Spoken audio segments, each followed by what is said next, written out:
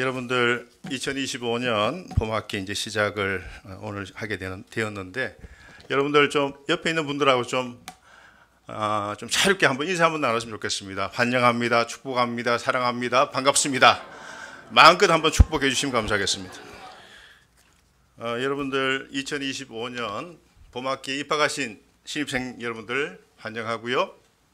또 학기를 맞이해서 다시 돌아오신 우리 재학생들 또한 축복합니다. 여러분들 신학을 왜 합니까? 또 믿음이 뭐라고 생각하십니까?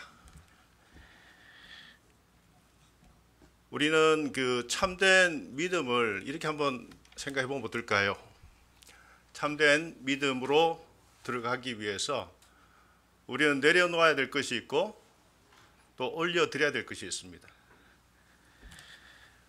저는 참된 믿음이라고 하는 것은 하나님과의 라인업이다.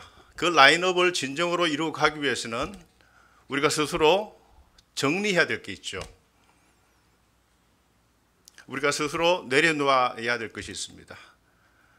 그리고 좀 더 그 진정한 만남으로 이어가고 하나님과의 진정한 교제 안에 들어가서 우리의 인너 퍼슨을 성숙시키기 위해서는 보다 강화하고 확대해야 될 것이 있을 겁니다.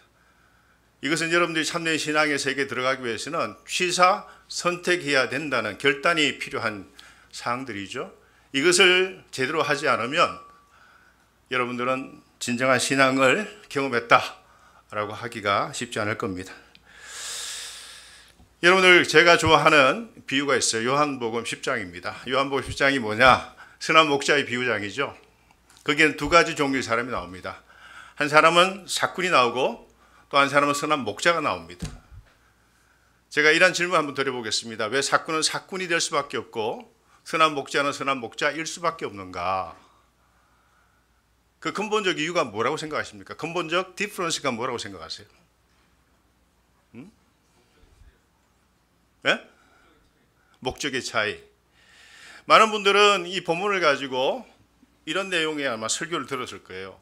이리떼가 덮치니까 사꾼은 양떼를 버리고 자기 살겠다고 제 갈 길로 가는 사람, 사꾼. 그리고 선한 목자는 자신의 목숨을 던져서 양떼를 보호하기 위해서 자기를 희생할 수 있는 사람, 선한 목자. 자, 이것은 피상적, 결과적인 하나의 결론이고요. 자, 그렇게 양방향으로, 완전히 다른 방향으로 그렇게 결론으로 나갈 수밖에 없는 보다 근원적인 차이가 있는 거죠. 그 근원적 차이가 뭐라고 생각하세요? 여러분들 그 본문을 자세히 읽어보면 여러분들이 쉽게 놓치는 중요한 단어가 나와요. 아버지라는 단어가 3번 나옵니다. 그럼 제가 다시 질문 드릴게요. 이 사꾼과 아버지와의 관계는 어떨까요? 선한 목자와 아버지 관계는 또 어떻게 될까요? 보다 근원적 차이는 이 아버지라고 하는 대상과 어떠한 관계 맺음을 하고 있냐에 따라서 완전히 다른 그런 삶으로 나갈 수밖에 없다는 것이죠. 이 관계를 어떻게 맺느냐에 따라서 누군가는 사꾼이 될 수 있고 누군가는 선한 목자가 될 수 있다는 것입니다. 자, 선한 목자 사꾼의 비유는 목사, 선교사에만 해당되는 게 아니고 우리에게 도전하는 내용의 말씀이에요. 누구나에게 열린 두 가지 가능성을 이야기하고 있습니다. 여러분들도 사꾼이 될 수 있고 저도 사꾼이 될 수가 있어요. 살아가면서. 또 선한 목자의 라이프 스타일을 추구하며 살아갈 수도 있어요. 생명적 목회를 이어갈 수 있는 사람이 있고 죽이며 목회를 할 수 있는 사람들이 있다는 것이죠. 아버지 하나님과의 관계를 바르게 정립하면 그분과 함께 기도하고 그분을 말씀을 묵상할 때에 어떻게 될까요? 라인업이 이루어지겠죠. 그러면 그분으로부터 생명의 말씀을 공급받을 겁니다. 끊임없이 기도하고 묵상하면서 그분의 성품을 닮아갈 수밖에 없죠. 그러면 그 배운 대로 경험한 대로 어떻게 주위에 있는 다른 사람들에게 그렇게 나가는 것이에요.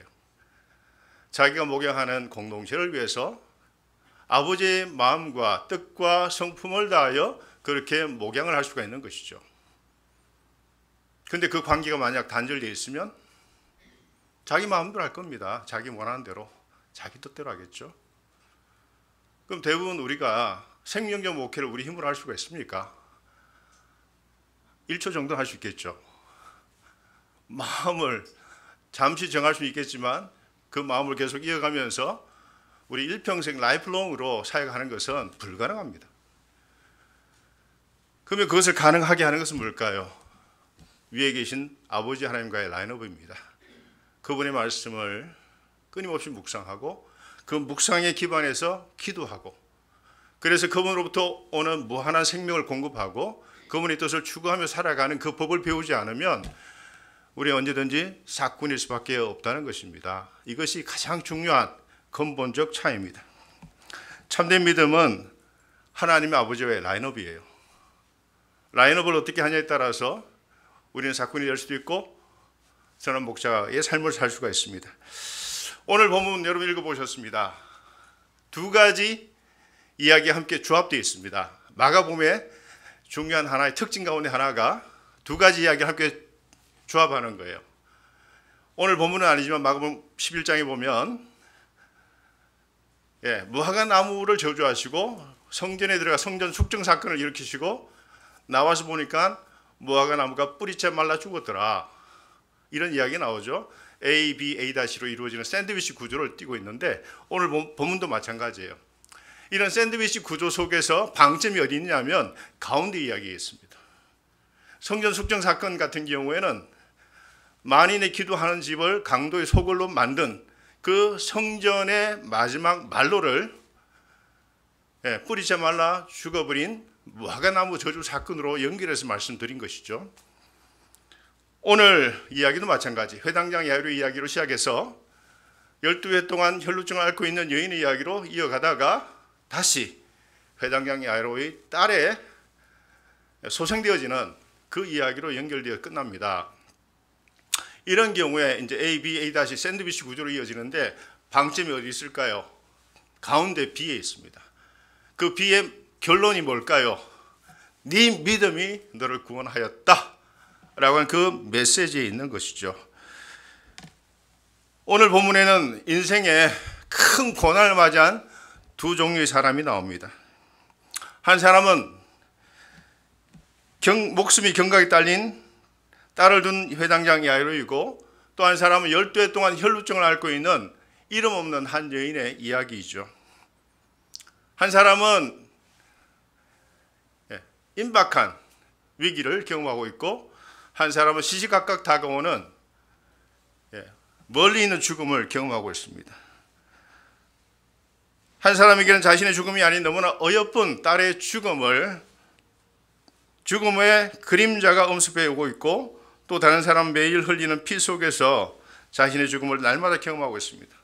한 사람은 갑작스럽게 다가온 위기이고, 다른 한 사람은 이 12해 동안 일상 속에서 작은 죽음을, 피 흘리는 작은 죽음을 경험하고 있는 그러한 위기를 경험하고 있습니다. 이 두 사람의 이야기를 통해서 참된 믿음을 통해 이 두 사람이 어떻게 구원에 이르게 되었는가를 우리에게 말씀을 전하고 있습니다. 우리가 참된 믿음을 이야기할 때 제일 먼저 생각해야 될 것이 내려놓는 것입니다. 무엇을 내려놓을 것인가? 내려놓는다는 것은 굉장히 포괄적 의미가 있죠. 우리의 옛자, 옛 습성, 옛 세계관, 라이프 스타일, 우리의 신념 체계, 이러한 것들이 예수 그리스도를 만남으로 말미암아 정리되어야 될 것이 참 많을 겁니다. 이런 것들은 하나하나 정리해서 내려놓는 것을 배워야 하는 건데, 이것이 참된 신앙으로 들어가는 첩경이라고 말씀합니다. 자, 오늘 본문에 보면 물 위에 둘러싸여 있는 예수님에게 한 사람이 돌진해 옵니다. 그 사람은 다짜고짜 다가와서 엎드려 청합니다. 내 어린 딸이 죽게 되었사오니 오셔서 그 위에 손을 얹어서 그로 구원을 받아 살게 하소서.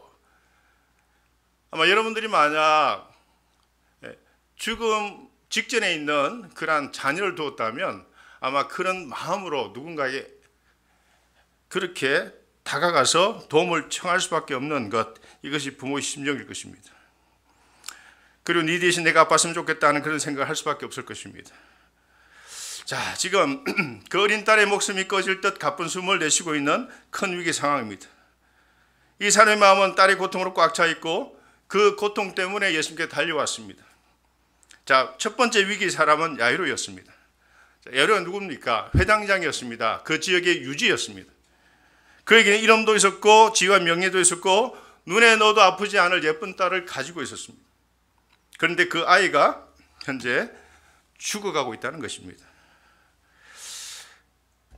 자, 아직 야이로에게 희망이 남아있죠. 생사의 갈림길에 있는 딸아이의 목숨을 위하여 그는 가장 약한 자의 모습으로 예수님께 찾아왔습니다. 그리고 간절한 요청을 합니다. 간절한 요청이라기보다는 제발 살려달라고 하는 절규에 가깝습니다. 여러분, 사랑한 딸아이가 죽어간다면 지위와 체면이 무슨 소용이 있습니까? 부모라고 한다면 아마 자기 목숨까지 버려서라도 그 딸아이를 살리고 싶은 것이 부모의 마음일 것입니다.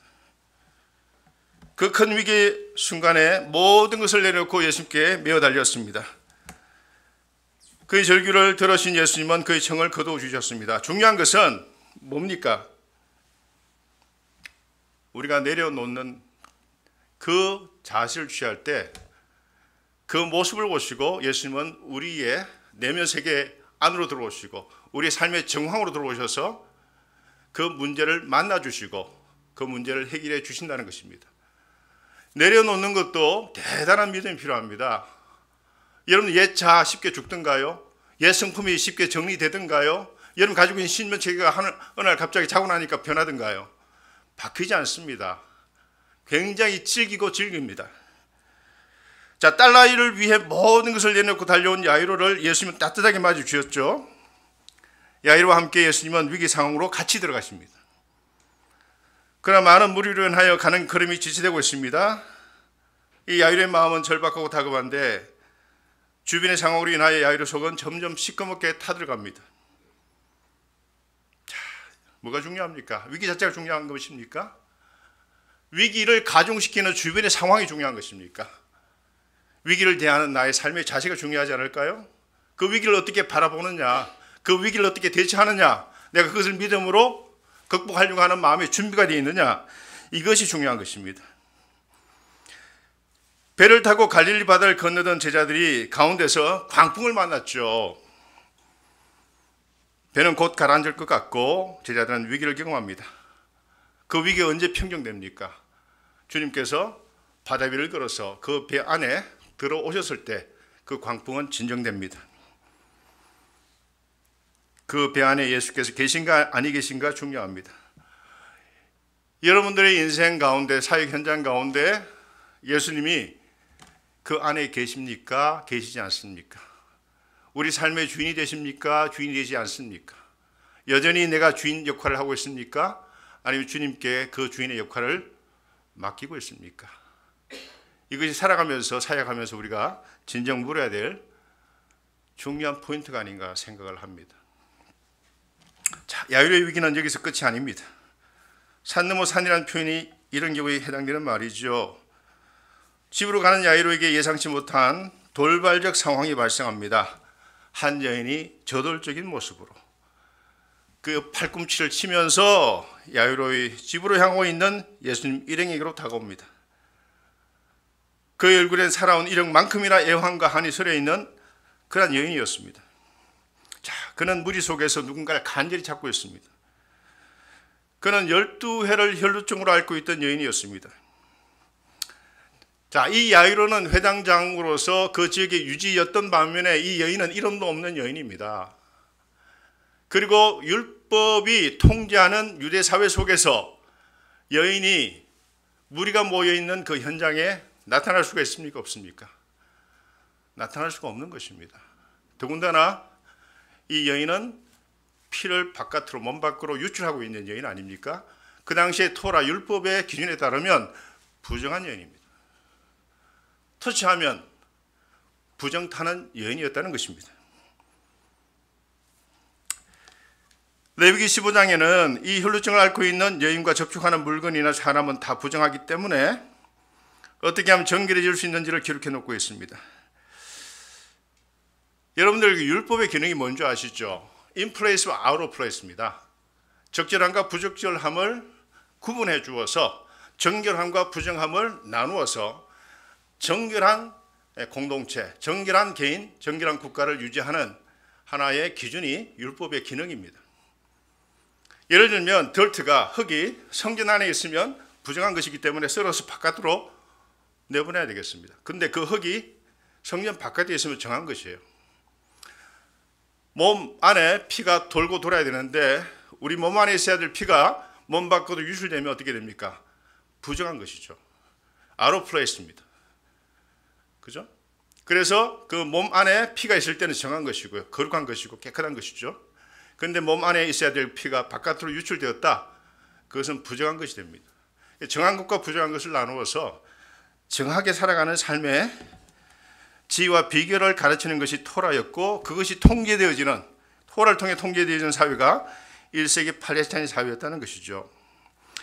자, 이 혈루증을 앓고 있는 여인이 앉은 자리나 누운 자리는 부정하기 때문에 그 여인뿐만 아니고 그 여인이 앉은 자리에 앉는 사람도 부정해지고 그 여인과 신체적 접촉을 하는 사람도 부정해집니다. 근데 이 본문에 보면 이 여인이 결혼했는지 안 했는지는 모릅니다. 만약 결혼했다고 하면 부부 생활 할 수 있을까요? 사랑하는 남편을 만지고 싶어도 만질 수가 있을까요? 만약 그 여인에게 아이가 있었다면 안을 수가 있을까요? 이 여인이 만지는 문고리마다 식기마다 다 부정해져 있기 때문에 이 율법이 통제하는 사회 속에서 이 여인이 당하고 있는 그 고통이라는 것은 여러분들이 상상하는 것 이상으로 엄청난 고통 속에 사회적 프레셔 속에 살아가는 여인인데 12회를 그렇게 살아왔어요. 12회를. 얼마나 한이 서려 있겠습니까? 삶이 다 망가져 있겠죠. 모든 관계가 다 끊어져 있겠죠. 이 여인이 얼마나 한이 많았으면 무리 앞에 나타날 수 없는데 그리고 헤쳐나갈 수도 없는데 누군가를 찾아가는데 바로 그 대상이 예수셨다는 것입니다. 자, 그가 만난 장기적 위기가 그로 하여금 참된 희망을 찾게 하였습니다. 12회를 혈루증으로 알아온 여인은 자신의 질병을 고치고자 이제까지 지어왔던 모든 방식을 다 내려놓았다는 것이죠. 의원도 만났습니다. 수많은 약효도 사용했습니다. 다 무용지물이었습니다. 이제 마지막 희망으로 생각하고 만나고자 찾아온 대상이 바로 예수님이셨습니다. 예수님을 올려놓기 위해서 자신의 삶의 주인으로 올려놓기 위해서 마지막 궁극적 희망으로 예수님을 찾아 만나기 위해서 마지막 희망을 쟁취하려고 이 여인은 할 수 없는 일을 했던 것이죠. 여러분들 고난의 위기를 만나면 대부분 많은 사람들은 무엇을 하냐 하면 자신이 그것을 먼저 해결하려고 나섭니다. 그렇지만 신앙인이라고 한다면 다시 한번 생각해 봐야 될 게 있습니다. 내가 액션을 취하기 전에 하나님 뜻을 먼저 구하는 그 순간을 반드시 거쳐 가야 된다고 저는 믿어요.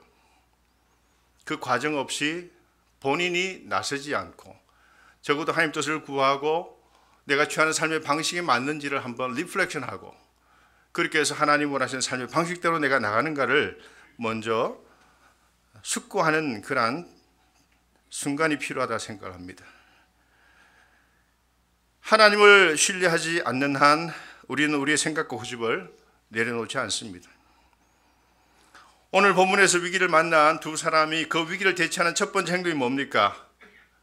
자신의 모든 삶의 방식, 이때까지 취해왔던 태도, 이런 것들 다 내려놓고 마지막 희망의 근거로 생각한 예수님을 찾아온 것이죠. 자, 먼저 내려놓는 것입니다. 여러분 신학을 왜 합니까? 내려놓는 법을 배우는 것입니다. 좀 더 학문적으로 체계적으로 배우는 것입니다. 역사신학을 공부하는 이유도, 성서신학을 공부하는 이유도, 실제신학을 공부하는 이유도 예수님과 관계 맺음으로 내가 어떻게 할 것인가, 하나님과의 라인업을 어떻게 할 것인가, 이것을 보다 체계적으로 배우는 것입니다. 그리고 그것을 가지고 나의 삶의 방식과 나의 신앙 태도와 또 더불어 살아가는 삶의 방식과 사회 현장 속에서 내가 어떤 리더십을 발휘해야 되는가를 하나하나 배워나가는 그 과정이 신학의 여정이라고 하는 것입니다. 그것을 배우지 아니하고 여러분들 어떻게 목회 현장에서 자기의 의와 자기의 뜻과 자기의 고집과 신념 가지고 목회를 할 수가 있다고 생각하십니까? 불가능합니다. 잠시 잠깐 반짝 그렇게 할 수는 있겠지만 라이프롱으로 할 수는 없습니다. 야이로는 회당장으로서 체면과 사회적 지위를 내려놓았습니다. 혈루증 앓던 여인은 12해 동안 자신의 병을 고치고자 시도했던 여러 가지 방식을 포기했습니다. 그들이 자신의 것을 내려놓지 않고 계속 붙잡고 있었다면 딸은 죽었을 것입니다. 그리고 그 여인의 피는 계속 몸 밖으로 유출되어서 드라이아웃, 결국 고목 같은 존재가 되어 죽고 말았을 것입니다. 빠른 죽음도 있을 거고 천천히 찾아오는 죽음이지만 다 죽음의 결과는 마찬가지입니다. 자, 이 시점에서 우리가 생각해 봐야 될 것이 신약하는 이유 두 번째, 하나님의 주권과 그리스도의 왕권을 인정하는 법을 배우는 것입니다. 내가 나의 삶의 주체가 아닌 것을 철저히 인정하는 것입니다. 예수님을 우리 삶의 주인으로 올려드리는 것이 두 번째 우리의 믿음의 방식이라는 것입니다. 12회를 피가 유출되는 병을 알아온 여인은 자신의 심각한 질병을 고치기 위해 용하다는 의논도 많이 만났을 것이고 피를 멈추는 데 효험이 있다고 하는 여러 약재도 먹어보았을 것입니다. 그러나 결과 어떻습니까? 차도가 없습니다. 계속 아픕니다. 몸 밖으로 피는 유출됩니다. 여러분들, 우리가 어릴 때 자다가 일어나가지고 코피가 나는 적이 있죠, 여러분들. 그러면 그 어릴 때 어린 마음에 이 코피 때문에 내가 죽는 게 아닌가 해서 놀라가지고 엄마한테 달려가서 울면서 그냥 코피 난다고 막 이래가지고는 엄마가 뒤로 젖혀가지고는 탁 때려가지고는 뭐 손풀 같은 걸 막아주고 뭐 그런 아마 경험들이 다 있을 거예요. 근데 이 여인은 12회 동안 그 피를 쏟아내고 있단 말이에요. 한번 생각해 보세요. 더군다나 몸 밖으로 유출되는 유출병은 부정하게 여겨지는 그런 질환인데, 여성 질환이죠. 만성적 질환이죠. 그 모든 인간관계 다 깨어지고 가는 곳마다 피해야 될 대상으로 여겨지는 그런 질환 아닙니까?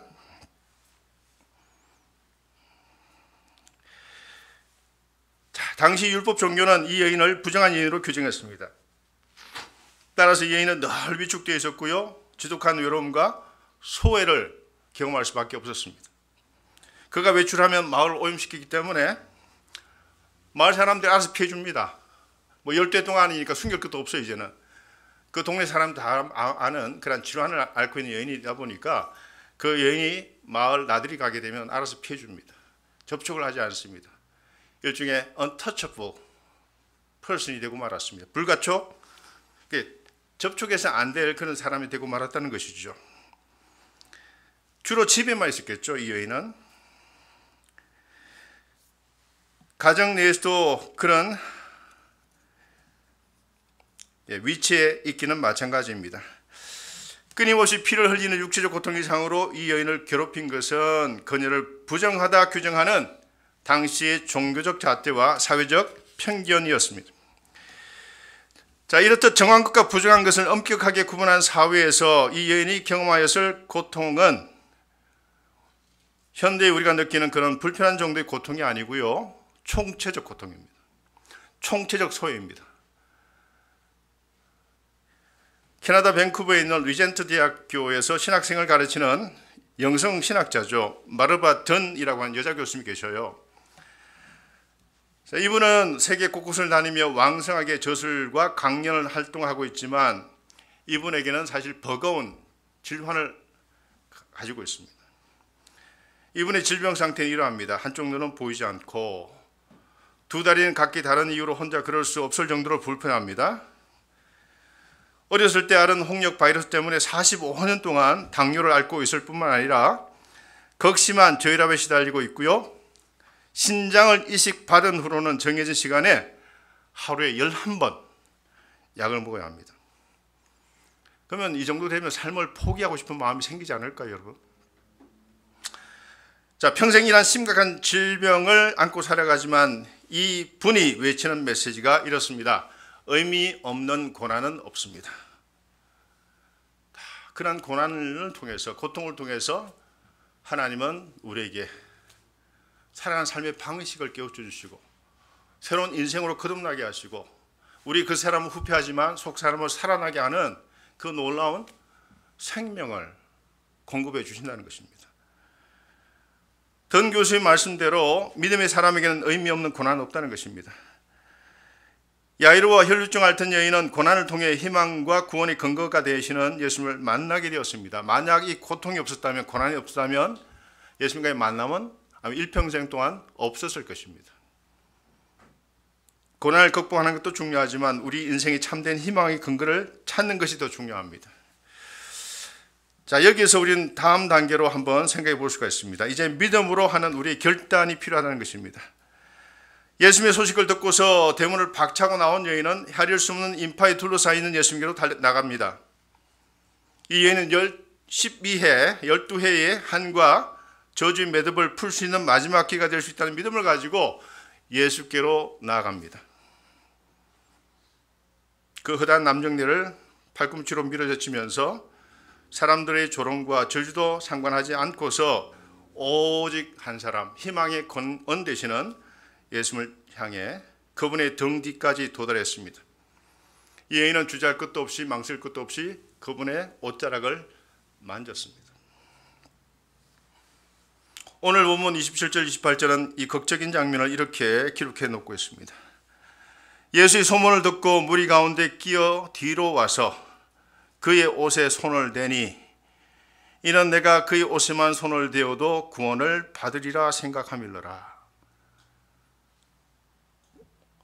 자, 이 A, B, A-로 이어지는 가운데 있는 12의 혈루증 앓고 있는 여인이 구원받는 이야기의 마지막 우리에게 주고 싶으려 하는 메시지가 뭐냐? 이겁니다. 그의 옷에만 손을 대어도 구원을 받는다라고 하는 그 믿음의 이야기라고 하는 것이죠. 자, 이 여인은 예수님의 공생의 기간 동안에 주체적으로 예수님의 옷을 만진 첫 번째 여인이었다는 것입니다. 이 접촉이 기적의 시작과 치유의 결정체가 되었습니다. 자, 이러한 접촉은 그 당시 사회가 용인하지 않는 접촉이었습니다.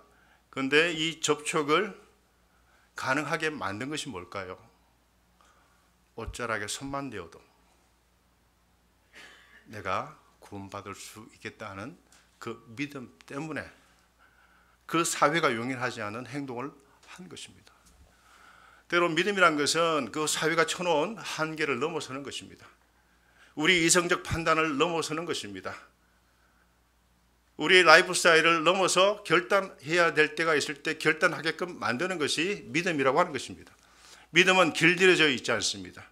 왜냐? 하나님 법칙이기 때문에요. 우리 이성을 넘어섭니다. 우리 사회 질서와 제도와 관습과 세계관을 넘어서는 것이 믿음입니다. 믿음이 그녀가 만난 위기에 해답이 되는 순간이었죠. 자, 27절에서 예수님의 옷자락을 만진 여인은 29절에서 놀라운 기적을 경험합니다. 여인은 혈루 근원이 마르게 되어 자신이 낫게 된 것을 몸으로 깨달았다 말씀합니다. 12회를 괴롭혀온 병마가 물러나가는 순간입니다. 12회 동안 알아왔던 그 질환이 만지는 순간, 한순간에 트랜스포메이션이 일어나고요. 치유가 일어난 놀라운 기적을 경험하게 된 것입니다. 자신의 능력이 빠져나간 것을 아신 예수님은 누가 내 옷에 손을 대었느냐 물으셨습니다. 자, 이 물음에 여인은 떨면서 예수님 앞에 엎드려 자신이 행한 일을 고백합니다. 그 여인에게 예수님 말씀합니다. 딸아, 네 믿음이 너를 구원하였으니 평안히 가라. 네 병에서 놓여 건강할지어다. 이 여인이 행한 일종의 능력 강탈을 예수님은 믿음이라 하셨습니다. 이것도 아이러니죠. 예수님은 자신의 능력이 강탈당했는데 그것이 참된 믿음이라고 칭찬하신 거예요. 혼내실 줄 알았는데 오히려 칭찬하는 뜻밖의 그런 반응을 예수님으로부터 듣게 됩니다. 정죄를 예상한 그 여인에게 찾아온 것이 구원이었다는 것입니다. 이것이 하나님의 은총입니다. 예수님이 우리에게 요구하는 것은 다른 것이 아닙니다. 옷자락에 손만 대어도 내가 나을 수 있겠다는 우리의 소박한 믿음입니다. 대단한 믿음이 아니고요. 그 예수님 옷자락 잠시 만져도 내가 낫겠다 할 때 그 믿음을 용인하시고 구원해 주시는 것이 예수님의 은혜라고 하는 것입니다. 예수님이 때묻지 않은 여인의 믿음을 보시고서 12해 동안 그를 괴롭힌 질병을 말끔히 치료해 주셨습니다. 믿음으로 행하는 적극적 자세와 순수한 믿음의 행위가 우리를 고난에서 놓이게 합니다. 우리 삶을 변화시킵니다. 그리고 그 고난이 인생과 세상을 바라보는 우리 관점을 바꿔 놓는다는 것입니다. 여인의 위기가 해결되는 과정에 있을 때 또 다른 큰 위기를 경험하고 있는 사람이 있었죠. 갑자기 나타난 이 여인 때문에 애간장을 끓이고 있는 회당장 야이로였습니다.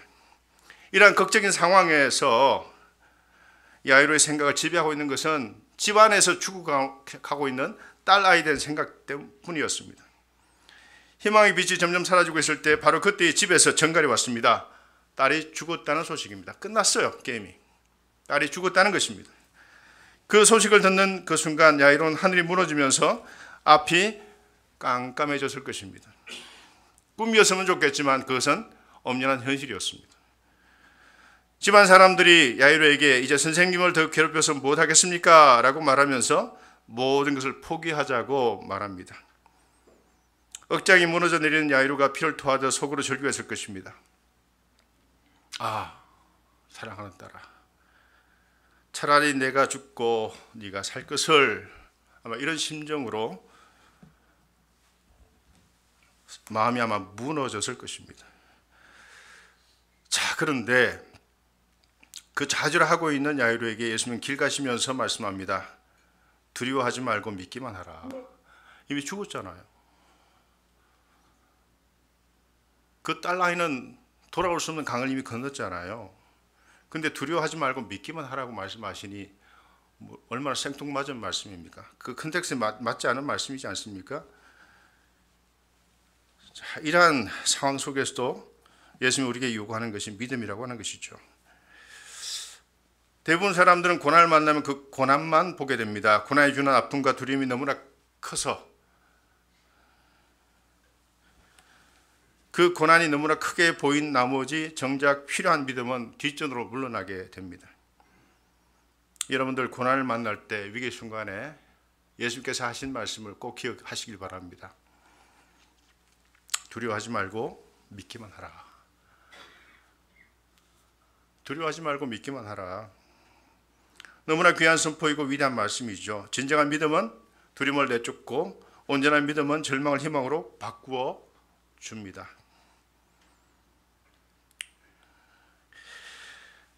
자, 야이로 시바에 도착했을 때 어떤 일이 벌어집니까? 많은 사람들이 후원하고 큰 소리로 울며 통곡하고 옵니다.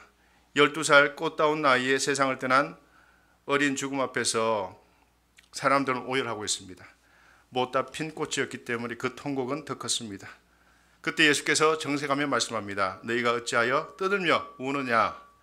이 아이가 죽은 것이 아니라 잔다. 어찌하여 장례식이냐? 이 죽음의 구판을 당장 걷어치우라. 이런 말씀이죠. 생명의 구주가 여기 있는데 왜 죽음의 구판을 버리고 있냐는 질책이었습니다. 그 이야기를 들었던 사람들은 예수님을 비웃었습니다. 자, 우리 신앙인들에게 필요한 것은 관점의 전환입니다. 우리의 눈이 아닌 예수님의 눈으로, 우리의 생각이 아닌 예수님의 생각으로 세상을 바라보는 인식과 태도의 전환, 이것이 바로 믿음의 사람들이 품어야 할 우리 내면 세계의 질서가 아닌가 생각합니다. 이것이 없으면 그분이 참된 제자가 될 수가 없습니다. 그분의 말씀대로 사역을 감당할 수가 없습니다. 죽은 것이 아니라 잔다. 그들의 눈에는 분명 그 아이가 죽었지만 예수님의 눈에는 잠자고 있는 것입니다. 참된 신앙은 관점의 전환입니다. 내가 바라볼 때는 모든 게 다 불가능합니다. 말이 안 됩니다. 근데 impossible possibility란 말이죠. 불가능한 가능성. 이게 믿음 안에서는 가능하다는 것입니다. 우리 주변에서 일어난 작은 사건 속에서도 하나님 뜻을 깨닫는 영적인 눈이 필요합니다. 나뭇잎의 떨림 속에서도 우주의 질서를 만들어 가시는, 유지하고 가시는 그 하나님의 손길을 느낄 그러한 눈이 필요하다는 것입니다. 우리 사랑하는 사람의 죽음 앞에서 부활의 소망을 보는 것입니다. 고난의 현장 속에서 고난을 통해 주시는 주님의 넘치는 축복을 보는 것입니다. 이것이 세상 사람들이 간직하지 않은 신앙인들만이 누릴 수 있는 엄청난 복인 것을 여러분 모두가 믿으실 수 있기를 바랍니다. 사람들이 비웃음을 뒤로하고 예수는 소녀의 방으로 들어가 외쳤습니다. 달리다쿰, 소녀야 일어나라. 자, 12회를 혈류증을 앓은 여인과는 달리 이번엔 예수님이 소녀의 부정한 사체를 먼저 만지셨죠. 이스라엘 율법에 따르면 부정한 사체를 만질 수가 있습니까? 없습니까? 만져서는 안 되는 것입니다. 불결한 것이죠. 시신은 만져서는 안 되는 것입니다. 이 여인처럼 강요된 접촉도 아니었고요. 능력의 강탈도 없었습니다. 예수님이 직접 하신 자발적 접촉이었어요. 자발적 자기 오염이었습니다. 알고서 시체를 만진 자는 이스라엘 사회로부터 추방당하게 되었습니다. 예수님은 자신의 것을 포기하고 생명을 살리는 목회를 하셨습니다. 믿음으로 하는 목회는요, 희생 없이 할 수는 없는 것 같아요. 희생에 동반되는 목회입니다. 희생하지 않고는 치유와 생명의 역사는 일어나지 않습니다. 목양의 대상을 살리기 위해서 자신은 오염되어야 하고 욕바지가 될 수 있음을 각오해야 합니다. 자, 예수님 말씀을 듣고서 소녀 일어나 걸었다고 했죠. 동일한 이야기를 기록해 놓고 있는 누가복음 8장에서는 소녀는 일어나 먹기까지 했다고 합니다. 자, 우리가 예수님과 동행하려면 관점의 전환이 필요합니다. 그분이 제자가 진심으로 되기를 원한다면 그분의 눈에 나의 눈을 맞추는 이 아이 컨택을 하셔야 합니다. 신앙은 나의 눈으로 세상 읽는 것이 아니고요, 예수의 눈으로 세상을 읽는 것이고 그렇게 살아가는 것입니다. 오늘 본문을 통해서 이제 여러분과 함께 나눌 결론에 도달하기를 원합니다. 여러분 일평생 살아가시고 목회하시면서 늘 기억해야 될 것이 우리 궁극적 희망이 무엇인가를 알고 깨닫고 경험하는 것이 필요하다고 생각합니다. 예수님이 우리의 희망이고 믿음은 해답이라고 하는 것입니다. 2025년 봄학기를 함께 출발한 CPU 공동체 여러분 모두 우리 궁극적 희망 되시는 예수님을 붙잡고 한 학기만이 아니고 일평생 늘 그분을 묵상하고 기억하고 더불어 살아가며 그분의 인품을 닮아가는 그 여정에 여러분 모두 함께 동참하기를 원합니다. 위기나 도전 앞에 굴하지 마시고요, 믿음으로 돌파하시길 바랍니다. 우리가 살아가는 동안 위기는 언제 어디서나 다른 모습으로 우리에게 다가옵니다. 그 위기를 위기로 보지 마시고 내가 다시 성장하고 변화될 수 있다고 하는 하나님께서 우리에게 주신 은총의 기회로 생각하시면서 나아가실 수 있기를 바랍니다. 위기는 우리를 믿음의 거인으로 만드시려는 하나님이 우리에게 주시는 복이자 기회입니다. 중요한 것은 그 절박한 위기의 순간에 희망의 근거를 어디에 두느냐, 그게 중요합니다. 우리 희망의 근거는 예수님이십니다. 우리를 둘러싼 척박한 환경과 숱한 위기와 도전의 상황 속에서도 희망의 근거 되시는 예수님을 여러분 일상으로 늘 초대하여 동행하시길 바랍니다. 그리고 우리가 이제껏 지켜온 사고방식과 살아온 삶의 방식을 이제는 내리고 주님을 우리 삶의 중심으로 모셔드려서 그분의 삶의 방식대로 그분의 인품을 닮아가는 그런 라이프 스타일을 여러분들이 추구해 나가면서 여러분도 변하지만 우리 주위에 있는 여러분 속한 공동체를 함께 변화시켜 나가는 하나님의 거룩한 영적인 촉매제 역할을 여러분 모두가 감당하시며 나갈 수 있기를 진심으로 소망합니다. 기도하겠습니다. 아버지 하나님, 참된 신앙으로 저희를 세워주옵소서. 오늘 본문에서 만난 두 사람을 통해서 우리가 주님 앞에서 먼저 버려야 될 것을 먼저 생각하게 하시고 그것을 과감하게 버리고 주님 중심의 삶을 살아갈 수 있도록 저희들 삶에 참된 변화를 이루어 주시기를 원합니다.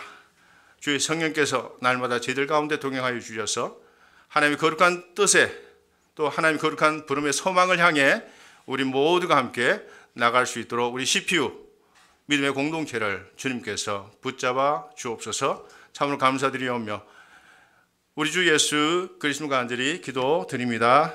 아멘.